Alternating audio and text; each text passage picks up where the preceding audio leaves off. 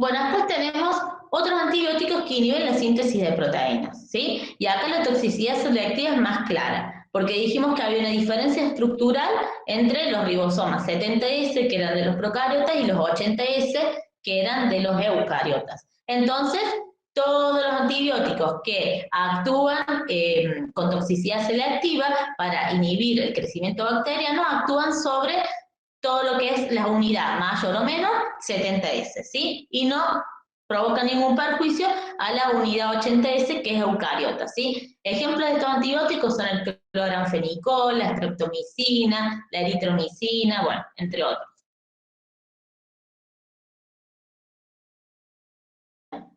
Bueno, por último, sobre los mecanismos de acción, vamos a hablar de otros que pueden actuar sobre la membrana celular. Y acá tenemos las que se denominan polimixinas, ¿sí? Las polimixinas se comportan como microbicidas, es decir, matan a las células porque actúan como surfactantes o detergentes que se relacionan con los lípidos de la membrana celular, ¿sí? Entonces, ¿qué hacen estas polimixinas? Desorganizan los lípidos de las membranas y destruyen la integridad de la permeabilidad de la membrana. Si no hay una barrera selectiva, no es compatible con la vida, ¿sí? Entonces, actúan a ese nivel. Como ven ustedes acá, estos antibióticos no tienen toxicidad selectiva porque la membrana celular de las bacterias y de las células eucariotas es muy similar, ¿sí? Entonces, no tienen toxicidad selectiva. Son utilizados solamente en casos muy puntuales, ¿sí? Y otra cosa que quiero destacar antes de que sigamos es que todos los anteriores, salvo estos que actúan sobre la membrana celular, son antibióticos que tienen que actuar en la etapa de crecimiento de una célula. ¿Por qué? Porque si van a actuar sobre la pared celular tiene que estar creciendo para que actúen. Si van a actuar sobre la síntesis de proteínas, la célula está activa, ¿sí? En cambio, las polimixinas pueden actuar no solamente en una célula activa, sino también en una célula en reposo, ¿sí? Y esa es la característica especial que tiene. Sí, Carlos, ¿qué querías preguntar? Profe, tengo dos preguntas. Sí, decime. Primero, ¿en qué parte del libro estaría esto como para ir siguiéndolo a medida que se va viendo el tema? Ay, en qué página Mira, está? Pero no sé dónde está. A partir de la página 51, Carlos. dale, gracias. Y mi otra pregunta, eh, Sí. yo escuché que cuando se toma antibióticos, al mismo tiempo también las defensas del cuerpo, o sea, por lo menos en el ser humano, digamos, las defensas del Ujú. cuerpo eh, quedan disminuidas, digamos. No, no quedan disminuidas la defensa del cuerpo. Lo que te pueden haber dicho, no sé a qué se referirá. Tampoco soy médica como para saber, digamos, y hablarte específicamente de eso. Lo que puede pasar es que cuando vos tomas un antibiótico, vos matas todo tu flora intestinal también, ¿sí? O estabilizás, depende de qué antibióticos tomes, no matas todo 100%, pero disminuye mucho tu flora intestinal. Y eso hace que vos tengas un desbalance en tu cuerpo, porque obviamente la flora intestinal cada vez se está viendo que tiene más, es más, se dice que es el segundo cerebro del cuerpo, porque cada vez se dice que tiene más importancia en numerosas enfermedades. Entonces, por eso supongo que te lo dicen, pero no sé bien a qué apunta, digamos, la pregunta. Bueno, está bien, Profe, gracias, profe. Sí, sí, eh, ¿cómo había dicho que en el caso de estos antibióticos se usan en casos especiales? claro, porque como tienen digamos, esta no toxicidad selectiva, porque actúan sobre una membrana, son bastante agresivos para nuestro cuerpo también. Entonces, fundamentalmente, esto no era necesario que lo sepan, pero te lo voy a comentar para nomás para que sacarte la duda. Se suelen usar sobre todo contra hongos, ¿sí? Más que contra bacterias. ¿Sí? Porque bueno, hay muchos fármacos que se utilizan, por ejemplo, los antiparasitarios, los antimicóticos, suelen tener toxicidad selectiva también contra nuestro cuerpo y se usan igual porque es necesario que nosotros podamos combatir la enfermedad, ¿sí? Pero tiene una toxicidad y que es un perjuicio también para nosotros. Lo mejor sería tomar algo que tuviera toxicidad selectiva, ¿no? ¿Se entiende? Sí, profe. Bueno, y esto solamente para darle un ejemplo de que, como les dije en la clase anterior, cada vez hay más resistencia, ¿sí?, de las bacterias o de los microorganismos en general hacia los antimicrobianos, ¿sí?, hacia los antibióticos.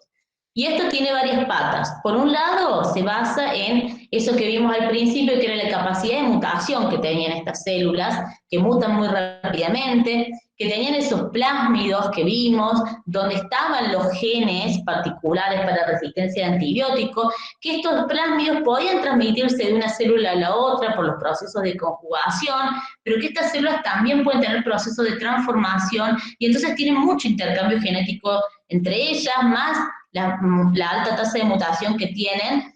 Realmente cada vez están provocando más resistencia a los distintos antimicrobianos que los investigadores van desarrollando, y que siempre vamos atrás de eso, ¿no? O sea, se desarrolla un antimicrobiano y las células ahí nomás ya establecen resistencia, pero también tiene mucho que ver con el mal uso que hacemos de los antimicrobianos. ¿Por qué?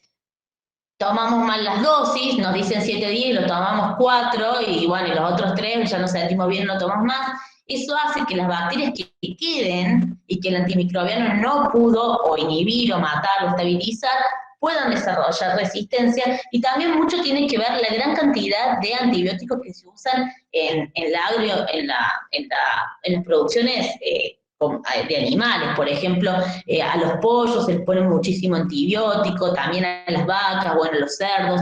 Entonces todo eso hace que bacterias que viven en estos animales vayan desarrollando resistencia.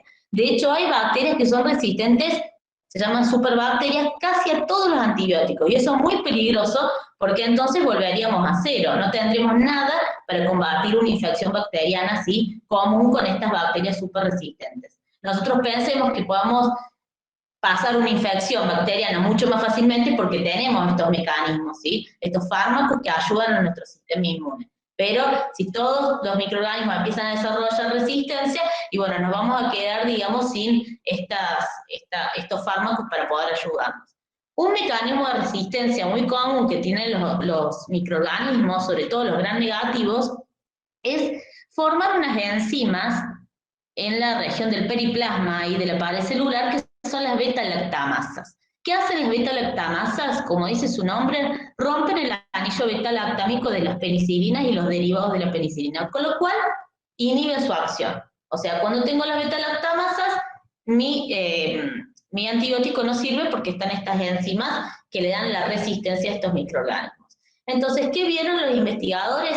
Que colocando un antibiótico beta-lactámico más una sustancia como el ácido clavulánico, mejoraban esta función, porque el ácido clavulánico inhibe la beta-lactamasa, se une a las beta-lactamasas. El ácido clavulánico no es un antibiótico, sino que es un inhibidor de las beta-lactamasas, se une a estas enzimas y lo que hace entonces es impedir su acción, ¿sí?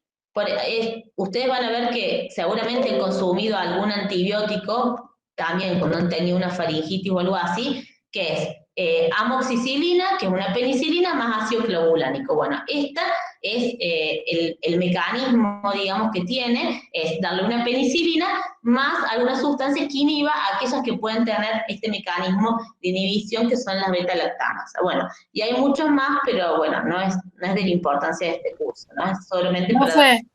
Sí. Le consulto a ver si lo entendí bien, porque lo leí y esto no me quedaba claro. Vale. Quiere decir que hay microorganismos que tienen la posibilidad de formar estas enzimas, las beta-lactamasas, que son las que van a romper ese anillo que tienen los antibióticos, como la penicilina. Y que... Todos un grupo de beta-lactámicos, la penicilina y sus derivados. Sí. Quiere decir que si yo a ese ácido beta-lactámico le agrego este ácido clavulánico, voy a poder inhibir esas enzimas. A las enzimas le agrego, o sea, al antibiótico lo mandas en una pastilla con el ácido clavulánico, ¿sí? Sí. Y van los dos. Entonces, el antibiótico va a realizar su acción, que es en la pared, las penicilinas en la pared. Pero si hay beta-lactamasas, el ácido clavulánico se une a ella, entonces no van a poder romper el anillo. Bien. Y entonces el antibiótico va a actuar como actuaba. Si no, no va a poder actuar porque le rompen el anillo. ¿Se entiende? Sí, profe, gracias. Bueno. Profe, disculpe. Sí. ¿Y estas enzimas dónde se ubican? Estas enzimas generalmente están en las bacterias gram negativas y se ubican en el espacio periplasmático. ¿Te acordás del espacio periplasmático? No importa dónde se ubican, pero digamos, digamos, el espacio periplasmático era entre la membrana, la parte externa de la membrana celular de la bacteria y la cara interna de la membrana externa de las gram negativas, ¿sí? Pero no quiero que se haga lío con eso porque no es importante, pero está en ese espacio, ¿sí? Bien, gracias. Bueno, y ahora una vez terminando con los antimicrobianos, vamos a pasar a los grupos microbianos. Es decir, dentro de estos linajes, y vamos a ver cuáles son estos microorganismos procariotas de los cuales tanto hablamos, porque las bacterias, ya vamos a ver, como dijimos, dominio bacteria en general, agrupan a varios grupos microbianos que tienen características particulares, ¿sí? Entonces, dentro de los grupos microbianos que tienen células procariotas, ¿sí? O sea que todas tienen células procariotas, dijimos que están todos los que son del dominio arquea y todos los que son del dominio bacteria. Pero dentro de estos grupos tenemos particularidades. Por ejemplo, tenemos un grupo que vamos a llamar eubacterias, tenemos un grupo que vamos a llamar cianobacterias y tenemos un grupo que vamos a llamar actinobacterias. Todos estos pertenecen al dominio bacteria, son procariotas pertenecientes al dominio bacteria, o sea, tienen pares de peptidoglicano. Y después tenemos las arqueas, tan conocidas, que pertenecen al dominio arquea. Entonces, ¿qué son las eubacterias? Aquí estamos haciendo alusión cuando hablamos de eubacterias. Bueno, las eubacterias son todas pertenecientes al dominio bacteria, pero constituyen más del 90% de la biomasa activa del suelo, ¿sí? Son las bacterias más comunes en el suelo.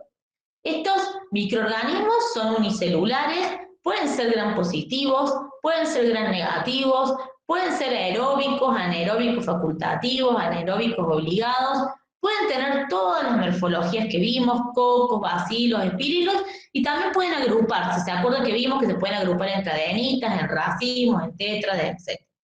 Dentro de las eubacterias están algunos patógenos, ¿sí? Muchos para plantas y animales, incluidos el hombre. Pero otros no son patógenos y lo que hacen es descomponer la materia orgánica del suelo y por eso tienen gran importancia y son responsables de la liberación de nutrientes, ¿sí? Entonces tienen gran importancia también en el ecosistema, ¿no?